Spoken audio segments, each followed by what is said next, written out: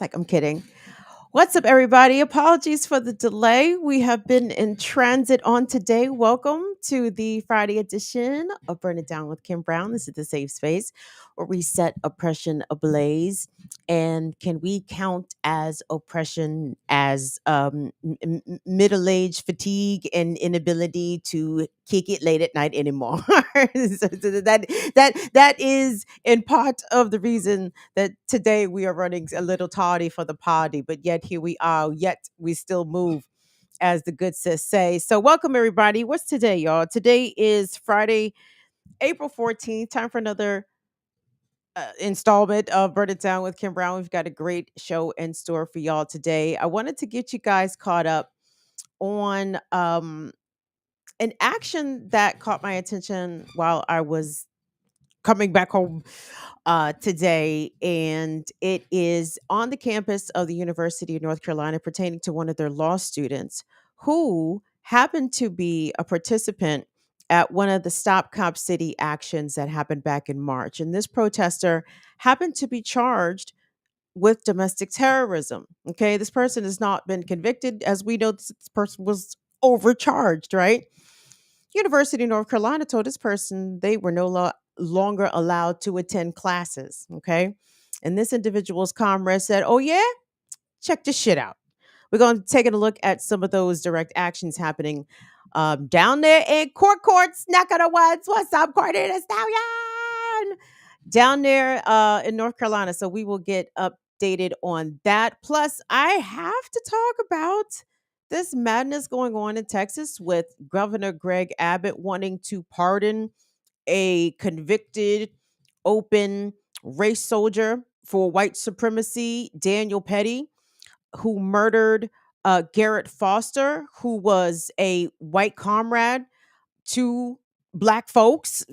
Most importantly, his black woman fiance, who was a disabled woman, who Garrett was the primary caregiver of. And of course, Garrett was murdered at a Black Lives Matter protest in Austin. His murderer was convicted, but you know how white supremacy don't give a fuck.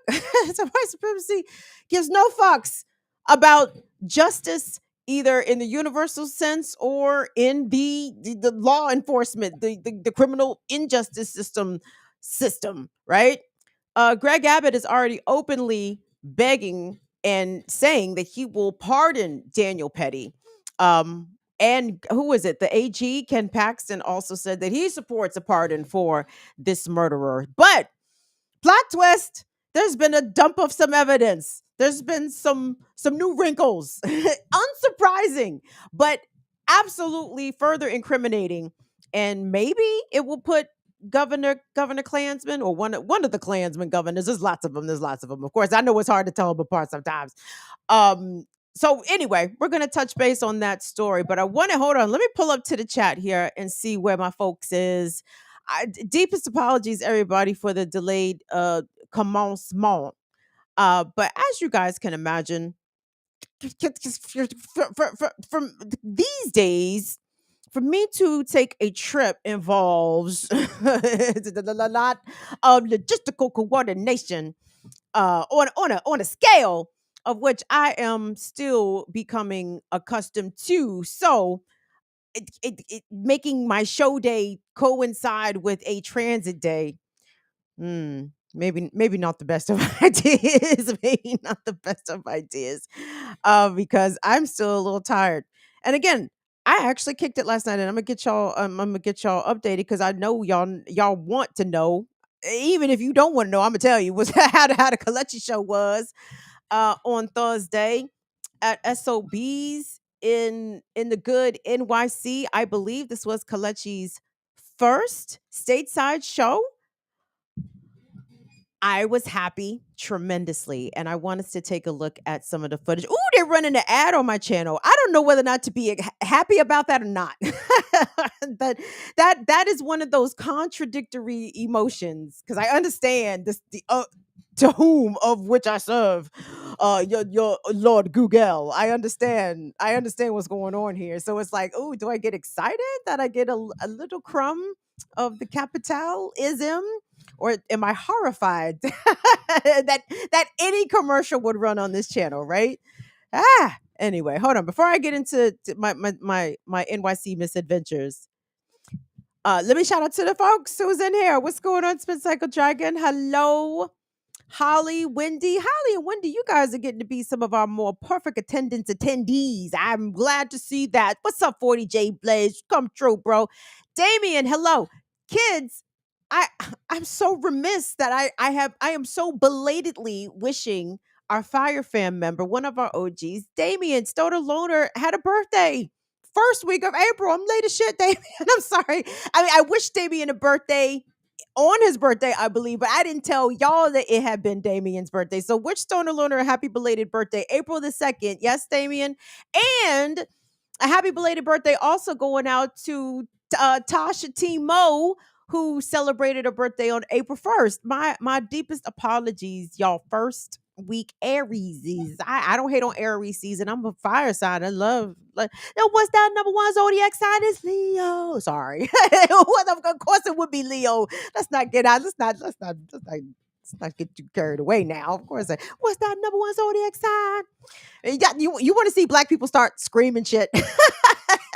You dropped that Luke the birthday. Is it Scorpio? Hey, is it Sagittarius? Yeah. Is it Taurus? No. Is it Gemini? Niggas every nigga know they fucking zodiac sign when that joint drops. It's for comedy. I love our people. Lord have mercy. Anyway, who else is in here? My bad. I got distracted. Like I said, I'm a little sleepy. I'm a little sleepy, trying to keep my face high so it don't look all, droopy. Peace, Dee Dee. What's up, Northern Wedge?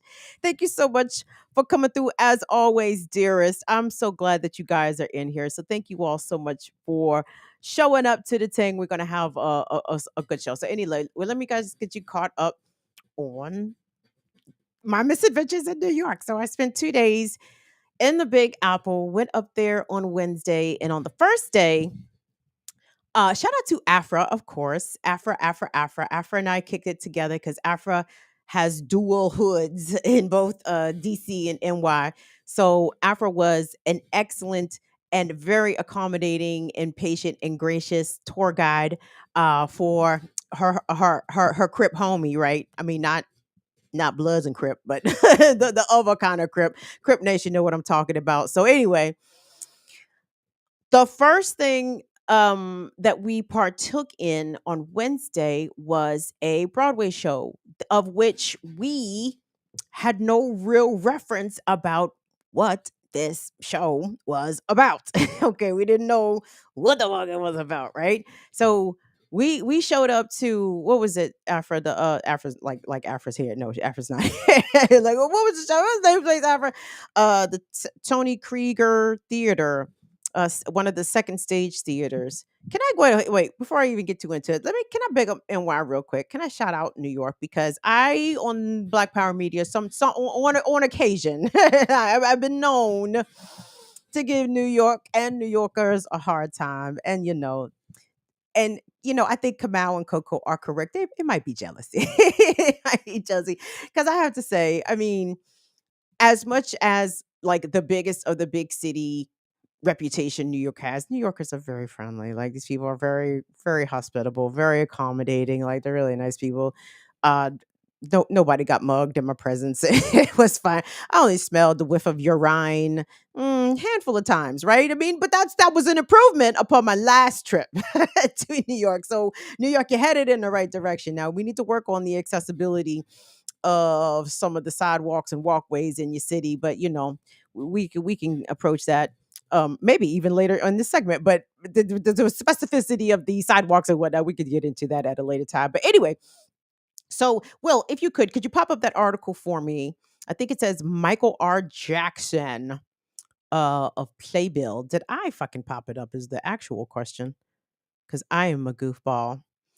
um so the name of the play is called White Girl in Danger. Okay, and it is a really brilliantly told murder mystery slash comedy slash Black Gen X reference gold mine. I mean, I'm like, whoever wrote this is every bit of 46 because I said all of this is right in my wheelhouse, right?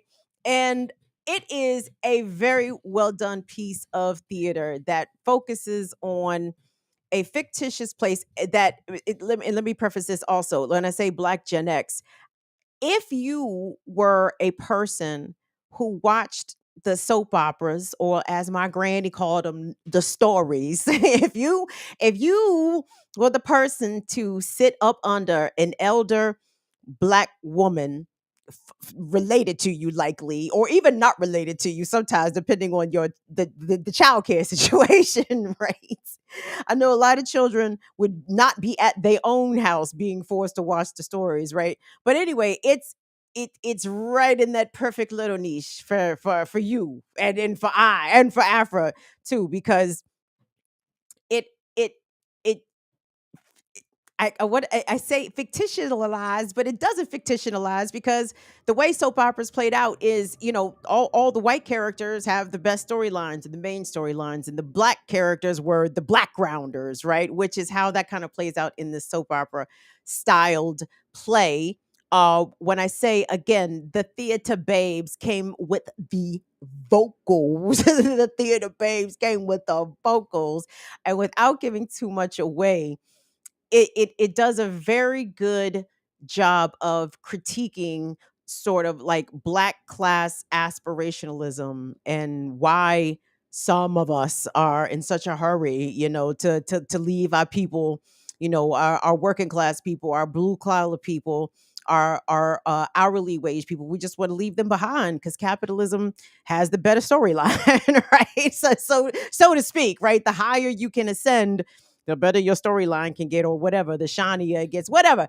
But this play does a brilliant job of that. So I wanted to big up, please, to the playwright and to the cast of A White Girl in Danger. It is playing on Broadway now. If you are in the New York area, truly, I cannot recommend this enough. And I am not a recommending motherfucker, okay? Like, y'all don't hear me plug shit on here, right? Not really, except weed and, self-defense and all that kind of shit. But no, on some cultural yaminery, on some cultural yaminery, this is absolutely it. It is called A White Girl in Danger. And it's so good to the point I need to figure out how long it's running for, because I think I might want to go see it again, because I sat in that audience with now an expectation, and had my head blown away. It was really, really good. So big up to the folks, and shout out to all of our black thespians, playwrights, the chanteuses, the niggas playing the lights and shit. Like, we fuck with the theater. We respect especially our black players in the theater. And shout out to the white cast of the white players in this cast, because they also did a really good job. I mean, it critiques whiteness and white supremacy and how we idolize it. Like, they have a really good bit in there called Basic. Oh, white girl in danger. Like, it's campy. It's really, really spectacular. It was a very pleasant surprise. Is Afra in here? No, they're not. Yeah. Hey, my son Tyler. Yeah, it is good. It is very good. So check that out. A White Girl in Danger. I have a feeling that A White Girl in Danger is probably going places, because again, your homie, preeminent taste, dog. I can spot a winner from yonder. I can spot a winner from yonder and be like, I don't know what it is. It is something about that something that has tickled my fancy. So there's that. So okay. So that was Wednesday. That was on the first night. So the last night was the dun dun dun dun, the big night. Because you guys know I'm a big stan. Yeah, I think it's safe to call it stand up. I talked a lot about Kelechi on this program, right? And this was her first stateside show. Kelechi, of course, the host, Kelechi Okafor, of course, the host of the podcast, the globally famous podcast. Oops, excuse me, I didn't mean, my bad. I didn't mean to burp in y'all's ear. The globally famous podcast, Say Your Mind, officially known as Say Your Mind. And Kelechi has sold out a number of shows in her native UK. In London, no less, right? I mean, big time. We're not little time here, big time. So again, big time, come over to big time. So she came over to New York to do her, I believe, first stateside show at SOBs, and a bit of a sojourn was undertaken by myself and Afra and Sister Erica from the Brokish podcast and one of Sister Erica's friends. I I have a questionable reputation, so I don't always like to shout out people for being in my company. But Sister Erica, friend, she know who she is. Yes, thank you so much. We really had a good time, so we showed up to the joint. And so let me say this: Kelechi, naturally, she came out brilliant. She came out boobs percolating, you know what I'm saying? She had the guns, guns out, you know what I'm saying? Like she was looking like a polished piece of beautiful deep bronze. I mean, it was wonderful. And she did a wonderful tarot and she read me for filth per usual. I mean, not directly in front of everybody, but telepathically. I mean, she when and I'm not going to go too much into the tarot, into the astrology, because I know everybody's not into that. But certain people, I think, who have gifts of intuitiveness, they have a way of delivering a message and Kalechi's really outstanding at this, because her messages are never doom and gloom. And I know you're like, oh, is she toxic positivity? No, she is absolutely not. Not toxic positivity at all. But she's going to say the thing pretty much straight. I can appreciate a straight no chaser, along with giving a tad bit of honey with the medicine, right? You can tell people the very hard truths about what they need to hear, but you can say it in a way that it's delivered with love and compassion. And I think Kalechi does that. She does a really good job at that. What else about the show? Oh, well, let's take a look. Duh. There are pictures. I went to Now I didn't shoot any video, and I just did not, because I was really wanted to kind of be in the moment, because, like, again, this was sort of a big deal for me. So I did not shoot any pictures or any video, because I just wanted to be there. But Kalechi, on her Twitter page at Kalechnikov, she did post a couple of videos shot by some of the attendees there. Let me come back and credit them. But go ahead, we'll run that. The first video we're going to see is a picture of the line queuing up around the block there at SOBs. And the second clip is one when Kalechi took the stage. So let's take a look at that.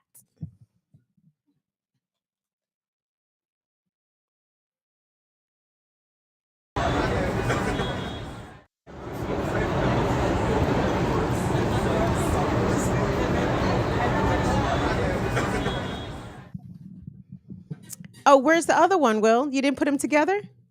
Of her coming out on stage? You Yeah, I said didn't you know was you put picking it. up. You said you was picking up what I was putting down. Now you done told me the It story. was on the other clips. It was on the other ones, but I got you. I got you. I'm about to put the other one up. All right, all right, all right. Let's get it. Let's get it. But yeah, hold on. Give me 1 second. Shh, shh, shh. Don't be quiet. I don't want to hear from you right now. You got it?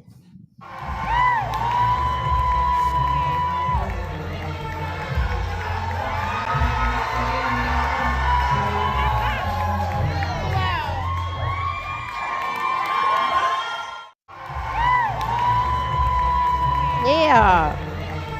Boo. There she go. That's her. And I'm telling you, it was a vibe. Like, the kids were very, very excited. I was tremendously excited. So I want to thank Afra and Sister Erica's friend girl, who came out and hung out. Now, let me say one thing. So Kalechi was, again, brilliant per usual. She was herself. I mean, why else would I travel to go see such a person if they would not show up and be exactly what they present week in and week out on their podcast, right? So she did her thing. Now, as you guys know, I am a disabled person out here in the world, and I do like to talk about accessibility. Well, let me rephrase. I do not like to talk about accessibility, or inaccessibility for that matter, but I think it is necessary and, dare I say, important, as I say that to myself in my head, aloud and aloud to you all at the same time, with incredulity. Like, it is important. I feel we're talking about it, but it is important. So let me talk about this. So let me tell you what SOBs had going in their favor. SOBs is all on one level, right? So, well, I let me rephrase. Everything that all of Thursday night's events were on one level, so there were no stairs, like zero stairs. You just walked in to the jam. You were in the jam. You don't need to step up. You don't need to step down. It's flat, right? So that to me would be a positive for someone who even had different mobility challenges than my own, right? I'm thinking specifically about people who use mobility aids and wheelchair users. Now, what did not feel accessible to I is, and again, and this could also be a function of, I'm 74 years old. I could just be getting a little way out of this nightlife experience, to be honest. But so the setup there was tables and chairs, right? Picture like a comedy club, kind of tight-ish, narrow walkways ish, right? Now that may not be cool for people who use mobility aids, but they may have had a whole section for mobility aid users and wheelchair users that I just did not observe. So I will withhold criticism there. But so it's a table and chair situation. Um, and all the lights are out, right? Except for the club lights. The red light, the blue light. You know what I'm saying? But there's no overhead lights. It's a very dark, very dimly lit situation, and the music was being played at a very, very, very loud level, at like a club level, right? Now, I don't mind that if we're dancing, okay, but if we're sitting at a table and it's four grown women trying to have a conversation and we're yet trying to yell over the music in order to be heard, that to me is very difficult for me to process from a sensory perspective, because I can't be simultaneously deprived of light and overwhelmed by sound at the same time. Like, it makes me want to. I was ready to go under the table, and let me assure you, if I had the ability to bolt for the door, I absolutely would have done so and would have remained outside until the show started. Then I would have came back in, because it was just a lot for me to process. My senses were very overwhelmed with that. But so I would like for us as a society, as a community, and I mean this. This is across the world, man. Like it, and again, none of this is a reflection on Kelechi. Let me be very clear about that. To me, this was a thing with the venue. I think SOBs is a music venue, right? Firstly and foremostly, like they do musical performances, so they have that kind of vibration. I don't disagree with that. Is that, but Kelechi, Kelechi's not. She can sing. Now, don't get me wrong. The gal can sing there, but that's not what she was up there doing. Basically, we do a spoken word for all intents and purposes. So to have like the club dark and loud setting to preface up to a spoken word event, that didn't mix, and that kind of was not what I was anticipating, because it was a spoken word event. You feel, am I making sense, y'all? Do y'all understand what I'm saying? So anyway, this goes out to promoters, this goes out to venues, this goes out to managers, this goes out to artists, this goes out to whoever. Like try to just be a little bit more mindful about how to make a space more accessible for all. Okay, for literally for all. Okay, because let's assume we all know the statistics about disability, right? It's one in I've been sticking with 1 in 5, but I keep hearing people run that 1 in 4 more often. So let's be reasonable here. So between 20 and 25% of the population has some kind of disability, right? Some kind of disability.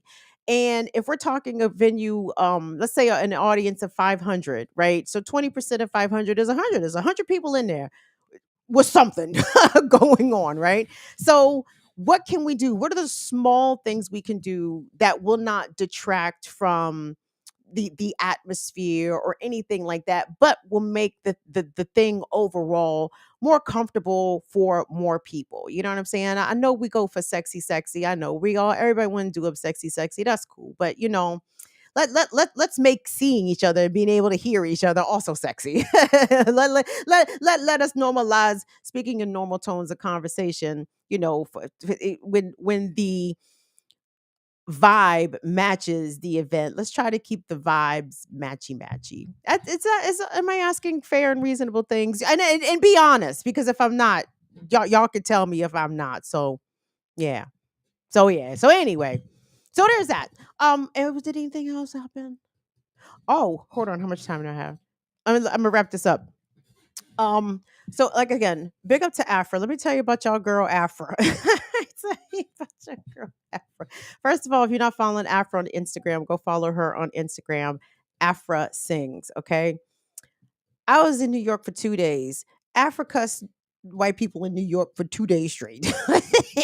I'm telling you, Afra cussed a white man, and she went live on Instagram. She cussed a white man at a restaurant because he was coughing in our direction. He deserved every syllable of that cussing, and I was supportive of her doing that. And Afra also cussed this white girl. Is Afra in here? No, she might be busy.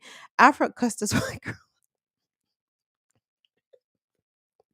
We went to the karaoke bar after Kelechi, Afra, Erica Friend, and me. We went to this karaoke bar. I don't where the fuck we was in New York. I don't fucking know where we was. We was in Soho somewhere, and um, we did karaoke. I performed horribly. I gotta stop telling myself I can sing Journey songs, y'all. I have to hang up. I have to hang up my Journey aspirations. Don't judge me. I will accept no judgment behind singing Journey songs at karaoke. I digress.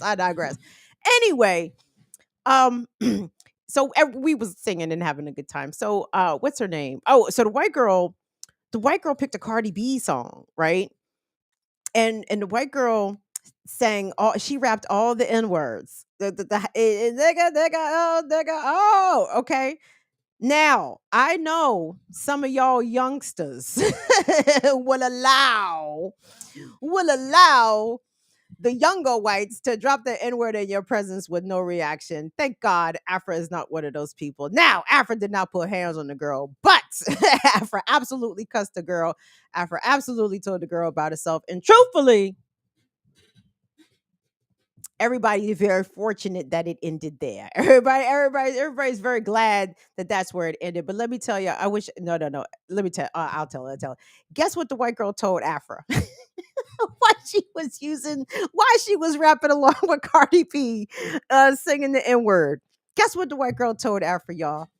The white girl told Afra that she was 19% sub-Saharan African. I said, if you do not take this ancestry away, this ancestry.com away from these white folks who discover that they had a string of Negro intermingling 5, 6 generations ago, and now they 20% sub-Saharan African, so they feel that they can go ahead and freely use the N-word in the rap songs, even though they themselves present as white and assume all of the privileges and all of the movements and all the shit that goes along with being white in America. But ancestry.com told you was 19% black, so you get to say nigga with the Cardi B.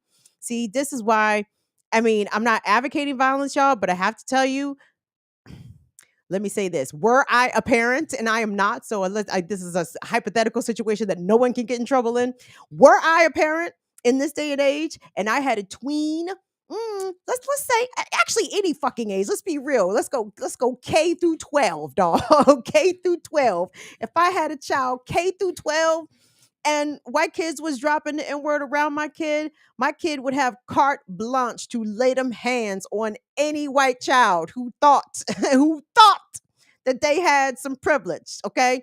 Not in front of me, not in front of mine. No. Not gonna go down there. Now, again, I'm not in a position to lay record to most people anymore. But Afra is not and Afra is a sure-footed young lady out here. So I don't know if the young white girl was nervous, but perhaps she should have been. And I hope she took it as a lesson onward that is not for you, baby. That is not for you, darling. Anastasia, you cannot do that, okay? I know what ancestry.com said, sweetheart, but you check white on all your boxes, darling. You don't notate that you were 19% Sub-Saharan African. If it says the white, you check the white, bitch. So let's not fucking play games here. So big up to Afra who does the thing. What's going on? I'm sorry. Did I get too far off kilter? Are you guys is this over? Okay, good. It's not over. Super Patriot is laughing. Good.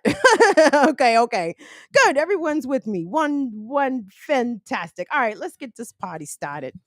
Because this is some nutball shit that is going on in Texas. And again, let us just document yet the latest example of the fascism emboldening further in this country, really reasserting itself in America, because America was never a democracy, certainly never a democracy to indigenous people, certainly never and seldom a democracy for Black folks and for our Latino brothers and sisters. Entonces, también, yes, es la situación también. Oh, by the way, in New York, I got to flex a little bit of my Spanish. I got complimented by some Spanish speaker. Oh, shit. No, let me say this real quick. Can I tell y'all another Afro story? Really, really quick. Really, really quick. So, Afra and I were walking back to our hotel late, like 1 a.m. It was because it was beautiful. It was gorgeous temperatures in New York. It was very warm. A lot of people were out. So we're walking, and Afra ain't no dummy. I too am no dummy. I've lived a lot of places. So we notice that there are a group of men behind us, right? And they're kind of drunk and they're all speaking Spanish and da da da da da. Now, I am not fluent, but I know some shit, okay? And I knows enough when I feel as though I am being referenced. And Afra, same way. I don't think she's fluent, but I think she knows enough, right? And we could hear them saying, oh, they're cute in Spanish, right? They're cute. I like there's the short one. I like the tall one. You know what I'm saying? And naturally, I'm the short one, okay, which is hilarious. Anyway, regardless. So to the extent that Afra's a very streetwise, street smart young lady. I am also, but New York is not my town, and it is her town. So she kind of stopped. She was like, "Come on, she's like, to stop here for a second, just let them go in front of us." I said, "Okay, no problem." So they walk in front of us. Now, even though New York is not my town, Kim is going to Kim wherever Kim feels like Kimming. So these dudes get in front of us, right? And I said, "Hey," I said, "Now we follow you, Poppy. Hey, what's up, cutie? Hey, yeah, now we following you, daddy. What's up now? What's these niggas ain't know what to do with themselves. Come on now." I'm telling you, girls and boys, so the non-binaries as well. You know, I love trying to flip the patriarchy on men. It doesn't always work. but the times that a little crack gets to be put into the dent of the patriarchy a tiny bit, like not even a real scratch, just a little jump. You know what I'm saying? If I can make men feel uncomfortable, if I can reverse some shit on to men that men normally do to women and it makes them uncomfortable, I've done my job. I have done my job well done. Kim Brown, thank you very much. I will take my leave. Anywho, let me sit up here and get my shit together. Anyway, did y'all thank you, Tyler. My son laughed. My son thought it was funny. Oh my gosh, Tyler. If I was able bodied, I'd be dangerous out here, y'all. Y'all would not know what to do with me. Yeah, I'd be a bad gal out here. I'm trying to tell you. But anyway. I'm glad y'all enjoyed that. Okay. So let's get into the what's it? Just the alleged show that I have here for y'all today. Because here come fascism. It is back again, but it never left. All right, so Greg Abbott said recently, I'm only a half-ass news person. I don't know what fucking day he said it. He said this shit recently, right? Him and the Texas Attorney General Kim Paxton have been in unison in their recommendations to the Texas Parole Board about the murder conviction of one Daniel Perry, who was, I believe, an active duty military member who murdered in cold blood Garrett Foster, who himself was a military veteran, who was a participant at a Black Lives Matter rally in Austin a couple of years back. Um, According to witnesses and according to everyone that was there, Garrett was pushing his fiancee, who was a wheelchair user, and Garrett was also armed with, I believe, was it the AK? He had a big gun. Might have been an AK actually, because in Texas you can carry whatever the fuck, right? You can carry a fucking surface to air missile launcher. You know what I'm saying? You don't even need a permit for the shit. Like freedom, Second Amendment, right? You can carry anything in Texas. So Garrett was out there at the Black Lives Matter rally, a white man, a white comrade, I will say, there in part to participate and in part to lend security. These are the protests following the murderers of George Floyd, Breonna Taylor. It was a rocky summer in 2020 and 2021, and Garrett knew what time it was, so he came out there armed because these Black Lives Matter protests nationwide at the time had been targeted by people running their vehicles into protesters. And a lot of those would be vehicular manslaughterists were emboldened in a lot of states with laws that allowed protesters to be struck by motorists if the protest happened to be in the roadway, right? So crazy shit.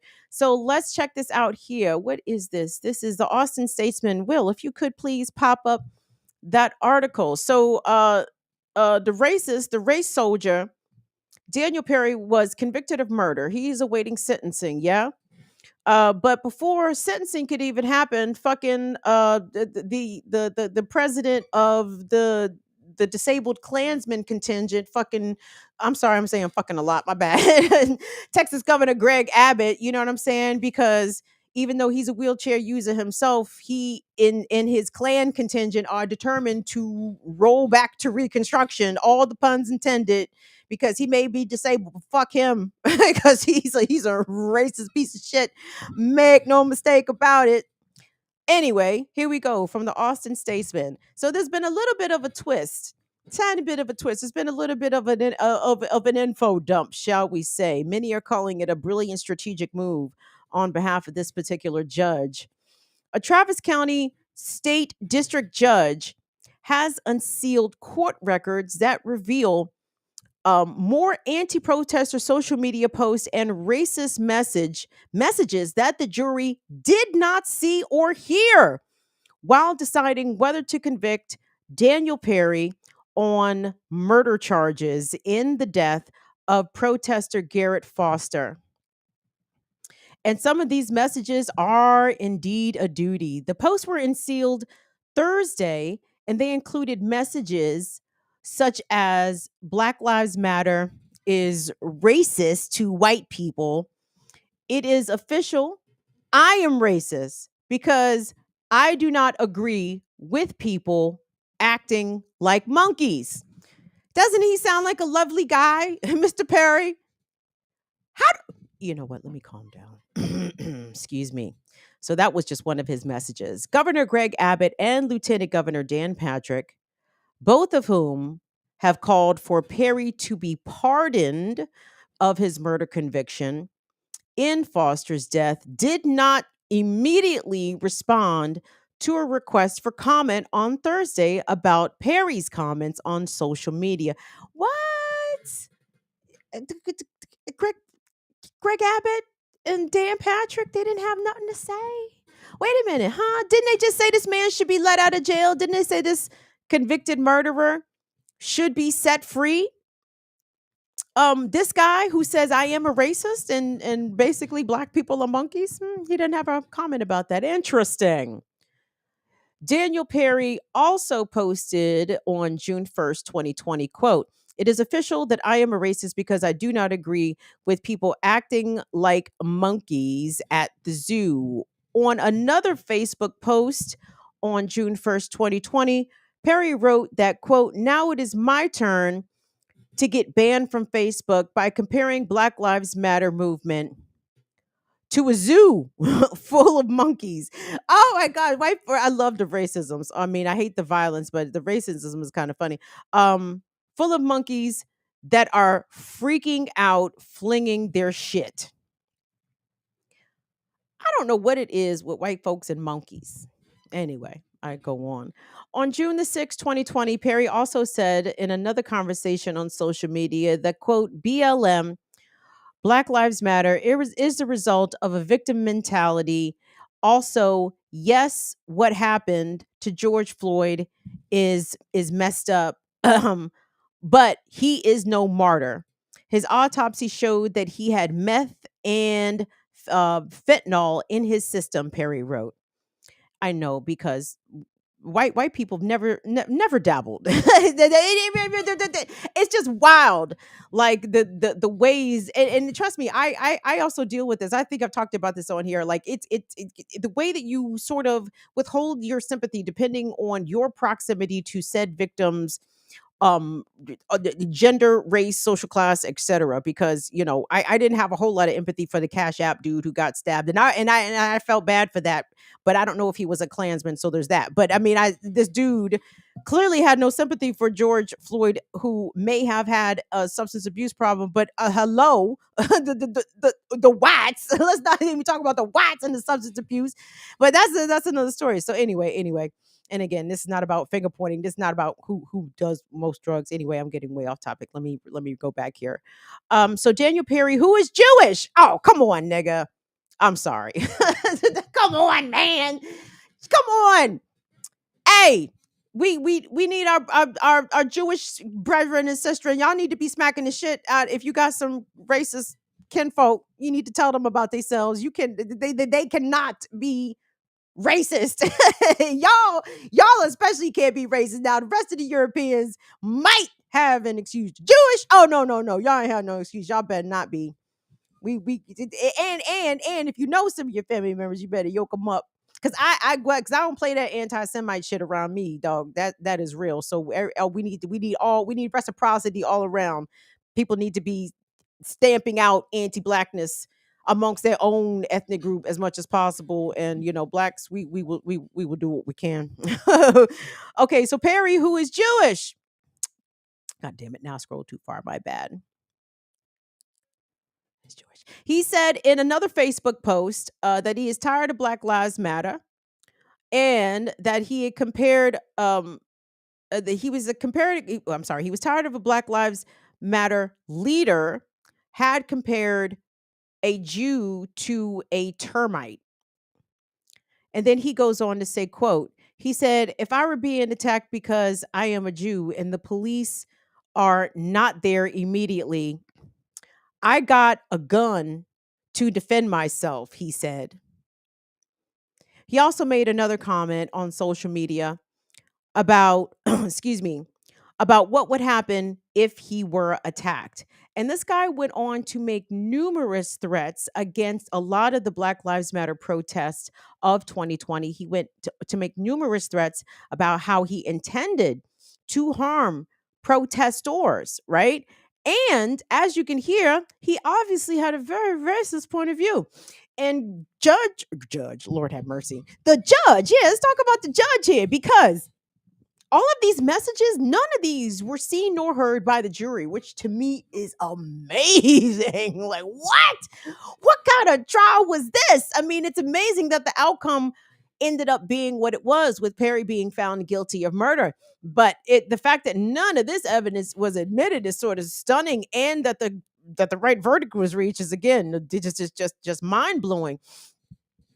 But what the judge has done is being hailed by a lot as a very smart strategic move, because Texas Governor Greg Abbott, Lieutenant Governor Dan Patrick, I thought AG Paxson was on this too. Perhaps I am misspeaking about AG Paxson, even though he's no saint, right? He's no angel. All them fools got on the record saying that this racist murderer who was active duty military, they go your taxpayer dollars training these weekend warriors to shoot down Black Lives Matter protesters. They all went on the record, governor, lieutenant governor, on the record as supporting the release of this person. Now, with the dumping of all these text messages, very damning, incriminating things, giving a good glimpse into the mind in the perspective of Daniel Perry that he was just a savage. He was out to determined to enact some sort of willful harm upon those that were participating in these demonstrations, and he murdered somebody. Crazy. The judge said, "Look at this shit. Look at this shit." And it's interesting that, I mean, it's interesting though not remarkable that Abbott and et al. Have not responded with a comment, and they're not likely to respond to a comment. You know why? Because Greg Abbott has already shown that he is only beholden to the most conservative of conservatives, not only in his state, but of his political ideology. I didn't pull the clip, but there was one of Tucker Carlson. And you know what? Because this ain't the Tucker Carlson recap hour. You feel me? So I mean, we did a couple. We talked about Tucker Carlson bitch ass a couple of weeks ago, and I think we've made our quota for the year. Okay, like I ain't here to be recapping the dumb shit that Tucker Carlson said, because nigga, that would be the whole fucking show. But there was a clip again. I did not pull it, of Tucker Carlson after Daniel Perry was convicted. Immediately after he was convicted, Tucker Carlson was basically bullying or admonishing Greg Abbott for allowing, I think I'm paraphrasing here, like, yo, people don't have a right to self-defense in the state of Texas. We reached out to Governor Greg Abbott's office for comment, said Tucker Carlson. We didn't get a response, huh? It seems as though the people of Texas don't have a right to self-defense in the wake of this conviction. And it was a very short time later, maybe less than a day, 2 days, Greg Abbott came out with the statement saying, hey, if the pardon, if the Texas Pardon Review Board of Klans people, if they review this conviction of Daniel Perry and decide to send it to my desk for a pardon, then um then I will sign it. So he's on the record as saying that he has agreed to pardon a convicted murderer who is an admitted racist and someone who targets First Amendment rights protesters. And ergo, therefore, here we are once again, deja vu, as if back as though we never left, um, to the fascism of Jim Crow era, of even the Reconstruction era, of the pre-Reconstruction era, of the pre-Civil War era, like all of it, where unfortunately, if you were I'm trying not to be so crass, because I know I'm crass all the time, and I'm trying to be delicate here because this is serious.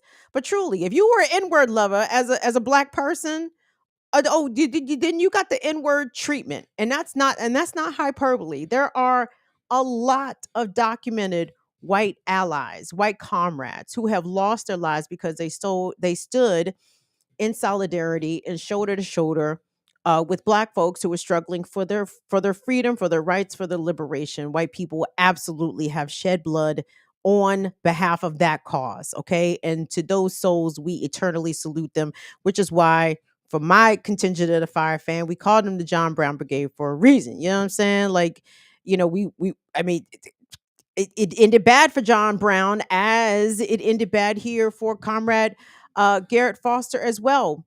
And who was the perpetrator? Who were the culprits behind the murders of these defenders of black folks? It is the agents of white supremacy. And Daniel Perry absolutely was acting as a race soldier, as an agent for white supremacy. And because he's an agent for white supremacy, he's getting the benefit from the power structure of white supremacy. He has the support of the most powerful entities in his state, potentially to secure his freedom against a guilty murder conviction rendered by a jury, no less, right? A jury convicted him. So Greg Abbott, again, not unlike Joe Biden in recent weeks, is willing to usurp the word of the people to serve an agenda, right? And this is again, like Joe Biden standing with the GOP against DC Council's revision of their criminal code. This is again standing firm and united, shoulder to shoulder with white supremacy, and making sure that white supremacy is upheld. Even Garrett Foster, again, a white man, had no or had shirked at least some of his white privilege by standing in allegiance with black people, and of course, being the partner of a black woman himself. And I think about his partner. I have thought about her a lot because we covered this story when it happened in 2021. I can't even begin to direct you as to where to look for it on the channel, but it exists because I absolutely talked about this in real time when it happened. Because his fiance is a wheelchair user, but she's an amputee, and Garrett was her primary caretaker. He took care of her. He literally took care of her. And this racist shot him down while Garrett was out there in defense of not only her but other black people, and for the cause, for the movement of our struggle and our liberation. So Greg Abbott is now has the ball back in his court. I suppose. I guess really the ball is in the court of the Texas Parole Board. What are they going to do? What are they going to recommend? Because obviously the governor here and the lieutenant governor were attempting to their influence heavily in on the decision, the inevitable decision of the parole board. Now, what is likely to happen soon? Perry is scheduled to be sentenced. I am not sure when, but I would imagine it's going to be in the next couple of weeks. So he's scheduled to be sentenced. So likely he is going to report to jail. The only way a pardon can happen and this man not go to jail would be if the parole board were to hear his case soon. And from what I understand, that process is not necessarily a swift one. So it could be several more weeks, perhaps several more months before the parole board even hears about the conviction of Daniel Perry, or rather weighs in on it.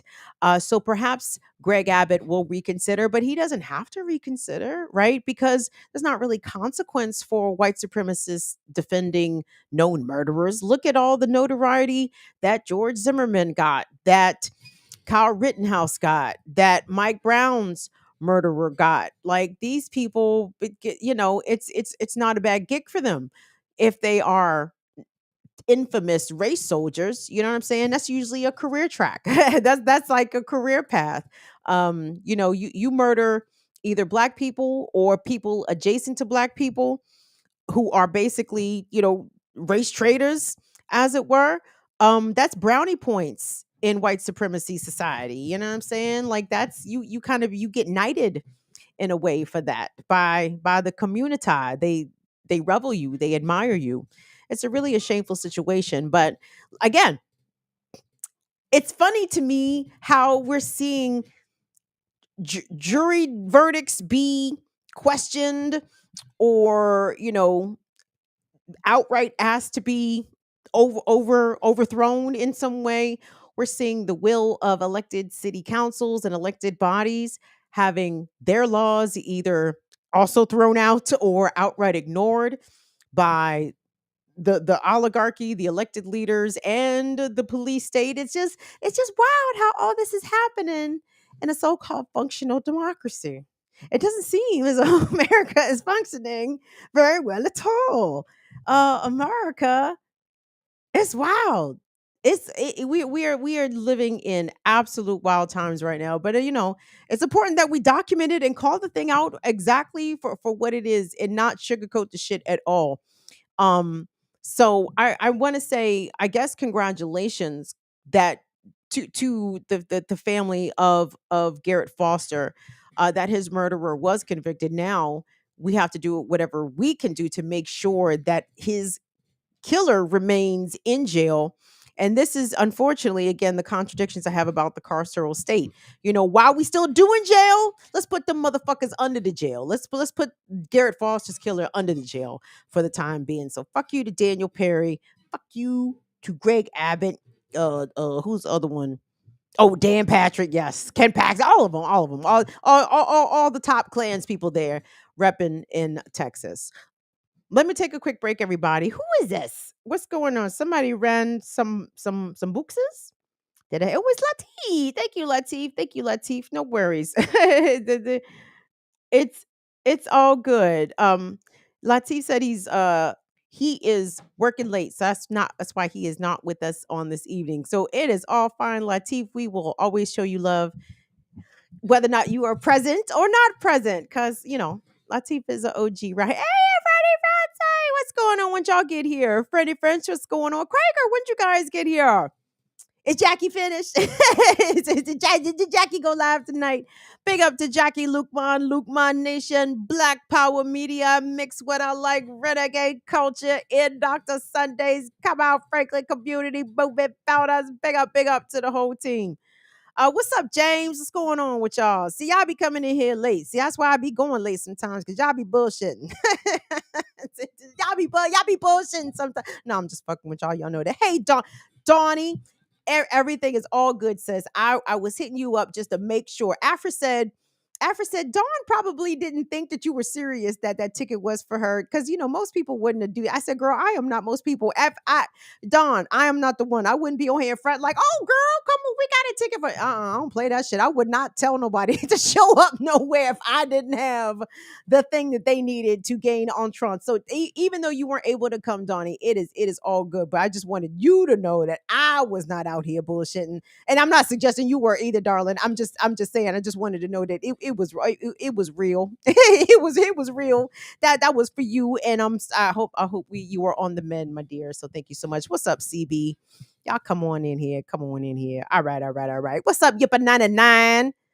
Yeah, Yippa. I left the house. It was amazing. News at 11. made the news. It made the news. All right, where are we going? We are going. Oh, we're going down to North Carolina. We're going down to Court's neck of the woods, because it's funny how these things sometimes come together. Hold on. No, fuck it. Yeah, let's go. Let's go. I need to get out of here because I am tired, y'all. I actually was out. I was out, which is, I mean, okay, so even if I go to a concert, like usually the concert is wrapped up by like 11:30.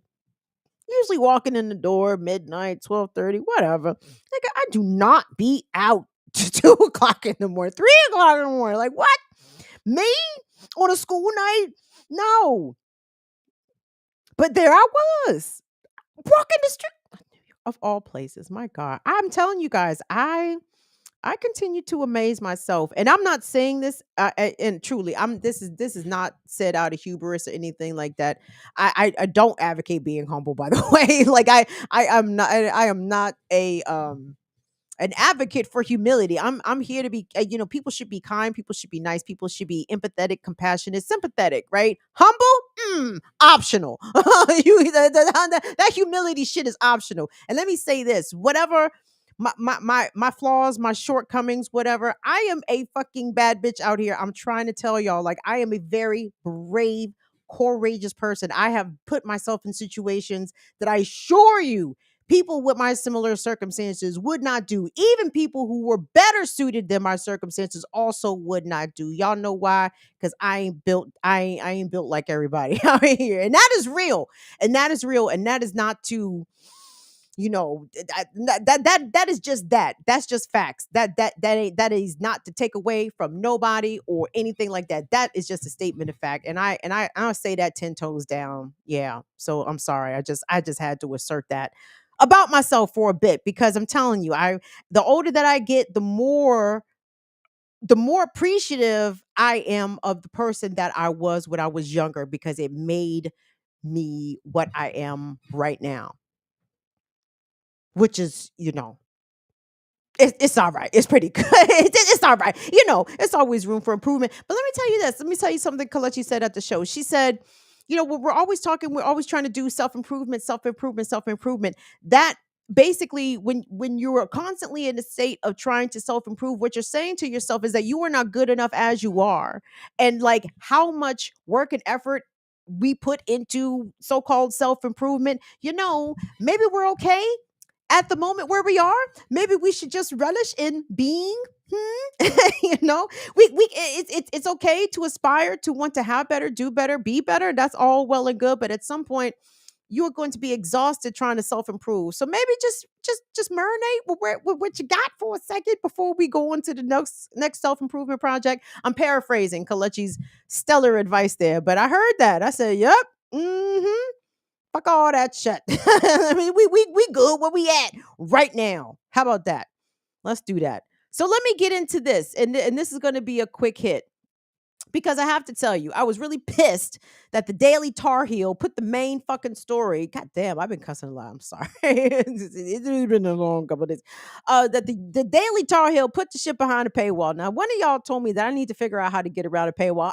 They need to make the news goddamn accessible. Not to say it should be free and people should not pay for news. I agree paying for news per se, but they always seem to put the stories I want to read behind the paywall, and that is where I take umbrage. That is exactly where I take umbrage. So I'm going to do my best to fill in some of the details here as we know them. Okay, here is the situation. So as you all know, we have been covering the I hate to even call it a saga, but it has been a plight. It has been a slog. It has been a long, hard fight here for the people of Atlanta in the Atlanta area who are the forest defenders and who are there trying to stop Cop City.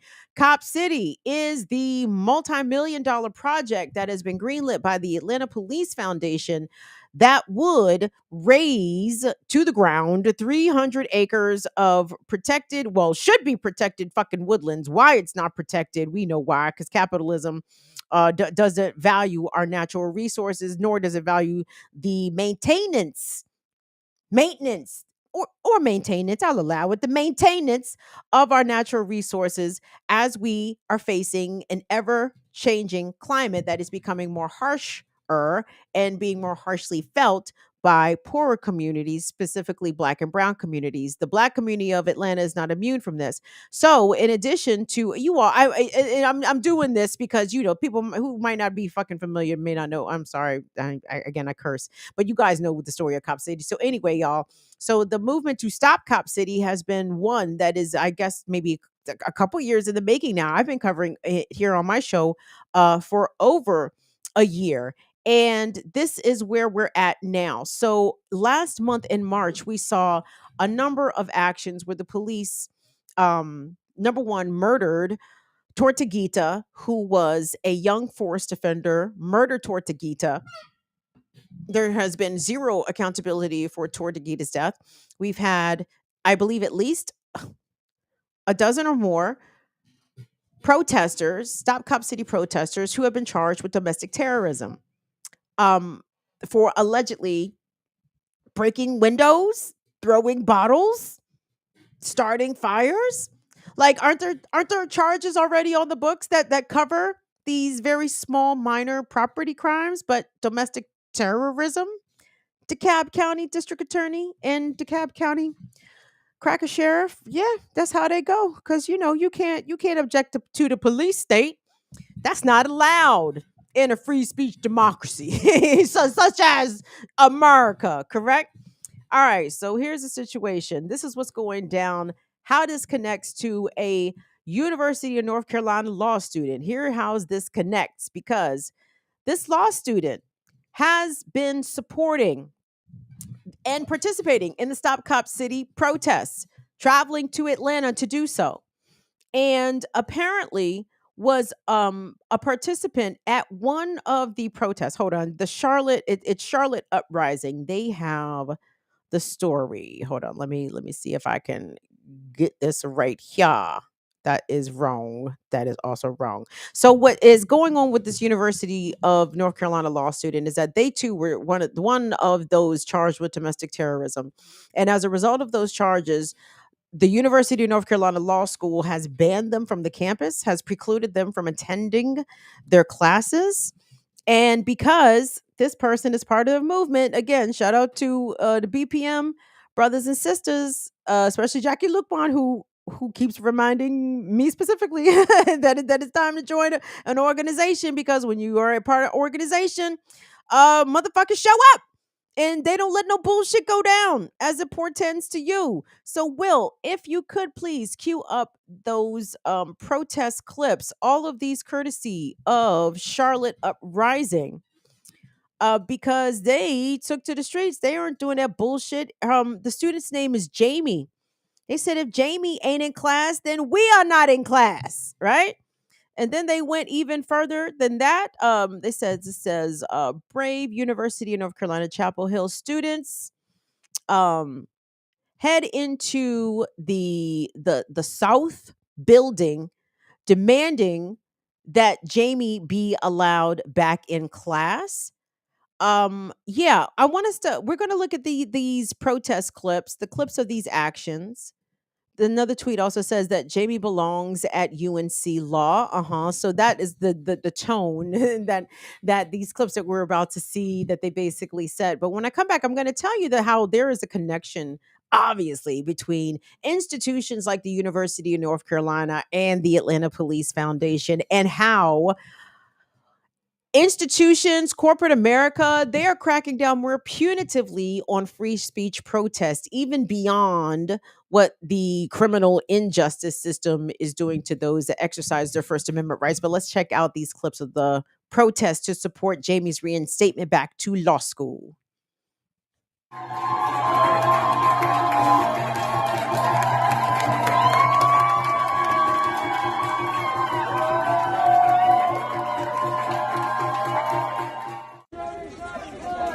We are not in class.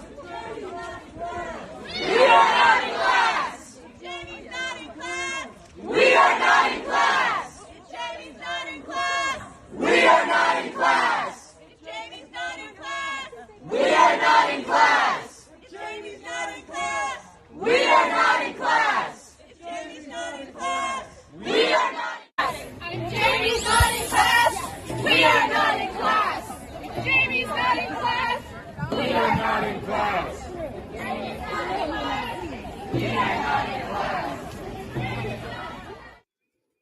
Yay! So big up to Charlotte Uprising and the other groups that were out there supporting their comrade Jamie, who again is being punished by the institution, by her school of higher learning, higher education there. Will, if you could pop up that tweet for me from Ram Inc. and more specifically the photo. Oh my goodness, y'all see how shiny I am? I need to put a oil well on my face. I make a lot of money right now. It's like I am shining like I am in the kitchen frying chicken. Jesus. Okay, it's fine. We say that as Kelechi say, and still we move. And still we move. Okay, so shout out to Ram Inc. Ram Inc. is an organization, or at least a social media place on the good Twitters. And RAM Inc. stands for Resist and Abolish the Military Industrial Complex. So, that's some shit that we support. And they have this very interesting thread posted about the different people that are connected to building and funding of Cop City and how they have influence and position in different places and different institutions, and how they are also influencing the way in which some Stop Cop City protesters are being punished outside of the criminal justice system. So this is what Ram Inc. tweeted us, but they have a long thread. I suggest you go absolutely to their Twitter page because they have posted some very interesting information about a lot of these bad actors, these bad characters. Again, Ram Inc., RAMINC on Twitter, I believe. So this is what this one says. It says Lee Burrows supports police violence, police murder, and destruction. As a trustee of the Atlanta Police Foundation, he is also, what is he, y'all? He is also a trustee at the University of North Carolina Institute of Arts and Humanities. And RAM Inc. is encouraging people, it says, tell arts and humanities underscore UNC. This is their Twitter handle at AH underscore UNC. Tell arts and humanities UNC to cut ties with Lee Burrows until he resigns from the Atlanta Police Foundation. And they give a phone number here as well. I will give it out. The number listed here by Ram Inc. on Twitter is 919-962-2024. Nope, I said that wrong. Sorry. 919-962. I'm pushing the screen. That's why I'm like, why is it doing that?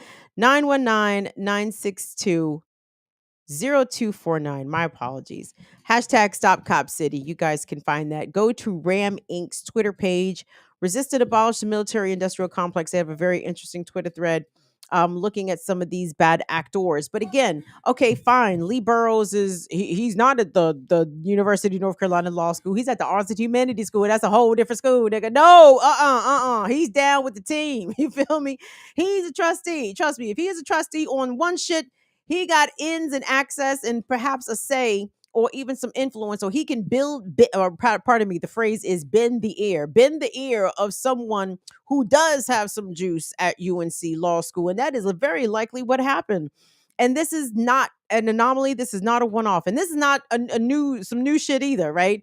I can think of a lot of instances in which freedom fighters or people who may have been having so-called radical politics, especially those on the left, who have faced professional repercussions in their real life outside of their protest actions, right? And we cannot allow this to run. I appreciate that Jamie's comrades showed up for her on the campus in North Carolina. And again, I believe in the power of the young folks. The young folks are getting it together at a pace that I can really appreciate, but it's going to take a lot more of this. And just a reminder that all of those who have participated in the Stop Cop City movement and protest who have been arrested and charged with domestic terrorism, I believe there are still 3 of them that are still behind bars. And I believe that they are not being treated the best, either being denied their privileges or, proper access to the shit that they are entitled to, allegedly, in this country. So please consider supporting the Atlanta Solidarity Fund in addition to your overall general support of Stop Cop City and the Stop Cop City movement. So we want to send love and solidarity going out to Jamie. We hope that she can be, or they rather, can be allowed to rejoin their classmates in their law school classes. But actually, I really hope better for Jamie. I hope Jamie gets a different offer to go to law school because, the University of North Carolina, while I cannot speak definitively about their history, I can likely deduce and surmise and guess. And I could probably make some educated guesses and be accurate, right? Because I know North Carolina was not always an integrated institution. Anyway, I'm sure that it is built either upon or was built constructed by formerly enslaved people, or its foundation, or what's the shit called, the endowment that the colleges have. I'm sure a lot of that is slave money, tobacco money, old cotton money. Yeah. So fuck UNC. They ain't down with the cause anyway. So hopefully, maybe Jamie could get a better invitation to a different law school that's not going to be on some bullshit and hopefully does not have the same level of police ties. But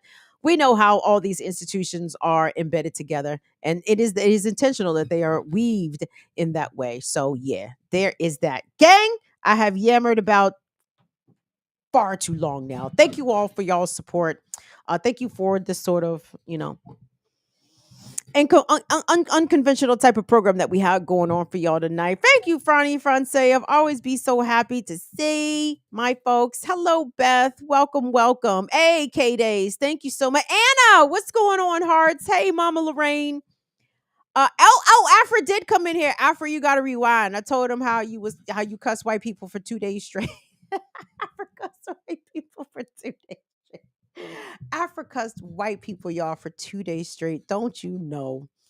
I said, I like her. I said, there's something about that girl. I don't know. I cannot quite put my finger on it. Africa's white people for 2 days in New York. It was a brilliant performance. Seriously, it truly was. James, thank you so much for being here. Big up to 40J Blaze in the building. Y'all had to see it. Hey, actually, you can see it. Go to Afra's Instagram at Afra Sings. I'm telling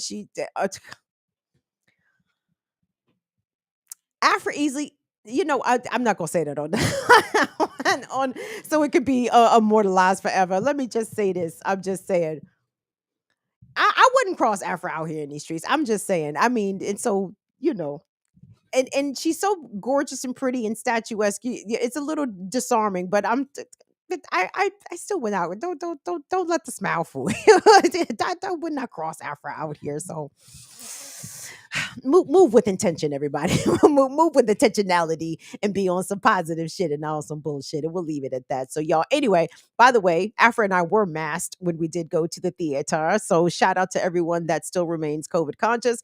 But contradictorily, I did not mask at the Kelechi show. Now, don't ask me why. I don't know. I don't know why. I like ear doctor. I just felt like raw dog in the air. I just felt like raw dog in the air on that particular Thursday. But on Wednesday, I was not about raw dog in the air. So here we go. I'm working through it anyway. But anyway, COVID likely still out here, still jumping on people. Please do what you can to keep yourself safe. So social distance, wash your hands, wear your mask. I did wear my mask on the train coming and going. Yeah, so I am still trying to move with some COVID caution out here. So do what you can out here, folks. Listen, thank you, Latif, for your Cash App donation. If you want to support the show materially, you can do so. $ BIDWKB on Cash App, Venmo at BIDWKB, PayPal.me/BIDWKB. You can also support the channel via Super Chats or as a member or via Patreon. Patreon.com/BIDWKB. We have tiers as low as $2. Please and thank you. We love you guys so much. So thank you all so much for joining us. Hello, my niece Alicia. I love you, baby girl. Love you, love you. We will see y'all back here come next Tuesday. On behalf of Willa Molly, love y'all to pieces. Mwah! See y'all later. Bye-bye. Good night.